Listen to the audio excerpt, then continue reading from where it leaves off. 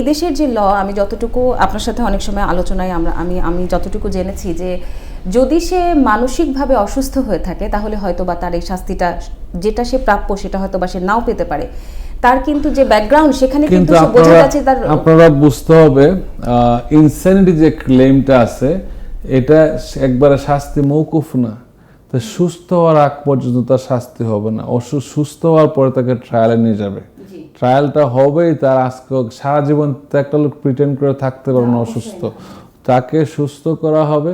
সুস্থ করার পর এইরকম ঘটনা ইনসেনিটি যদি ক্লেম করে থাকে তাহলে তাকে যাচাই বাছাই করবে আগে সাইকোলজিস্ট আছে যারা দেখবে আসলে ইনসেন্ট ছিল কিনা। ওই সময় যদি না থাকে তো বিচার করে, যদি থাকে ক্লিনিক্যালি যদি প্রুফ হয় যে সে ট্রায়ালটা করার মতো সক্ষমতা তার নাই, তার সেন্স নাই যে সে কি বলতেছে সত্য না মিথ্যা, তখন তাকে সুস্থ হওয়ার পরে বিচার কার্য শুরু হবে।